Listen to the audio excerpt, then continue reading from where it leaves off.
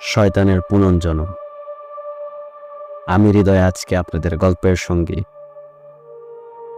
চলুন আর কথা না বাড়িয়ে নতুন এক অভিজ্ঞতার উপভোগ করা যাক। পূর্ব আটলান্টিক মহাসাগরের বুকে এমন একটি দ্বীপ থাকতে পারে তা চিন্তারও অতীত। সুউচ্চ খাড়ায় পাথরে পাহাড়ে ঘেরা, ভারী কুয়াশার আস্তরণে আবৃত। আকাশ বা জলপথ হতে দেখলে মনে হয় সাগরের বুক চিরে একটা বিশালাকার আগ্নেয়গিরি পূর্ণ উদিকরণ মাথা উঁচু করে দাঁড়িয়ে আছে। এই বুঝি গর্জে উঠে গল গল করে লাভা শুরু করবে।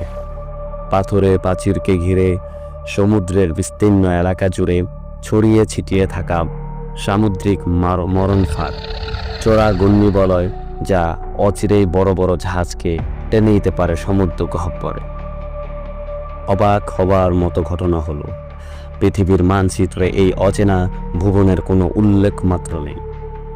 বুইং ব্ল্যাক হর্ন ৭৭ দিক নির্লয় ভুল করে যখন ভেঙে পড়ল ওই পাথরের প্রাচীরের গায়ে, আকাশে দেখা গেল ৩টি প্যারাশুট। ৩ অভিযাত্রী সহ ধীরে ধীরে ভাসতে ভাসতে অবতরণ করছে। এক সময় ৩টি প্যারাশুটই হারিয়ে গেল ঘন কুয়াশার অন্তরালে।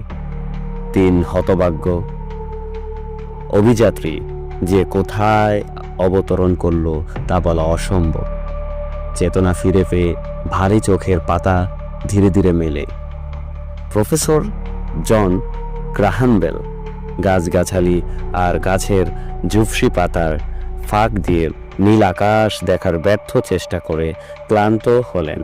গাছের ডালপালার খোঁচায় শরীরের বেশ কিছু জায়গা ছড়ে ছেঁচে গেছে বেশ বুঝতে পারলেন। গাছের টনটন করছে ক্ষত স্থানগুলো।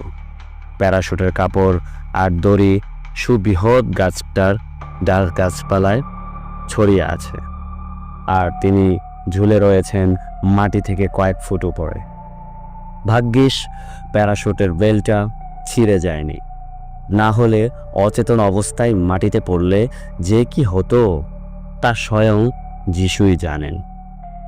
ঘন কুয়াশার মধ্যে দীর্ঘক্ষণ থাকার ফলে শ্বাস প্রশ্বাসের কষ্ট হচ্ছে বেশ। কোনো রকমে এদিক ওদিক চেয়ে দেখলেন তিনি, না, তার সঙ্গের বাকি 2 অভিযাত্রীর চিহ্ন মাত্র দেখতে পেলেন না কোথাও। রকি আর লালা ওরা বেঁচে আছে তো, নাকি পাথরের প্রাচীরে বা মাটিতে পড়ে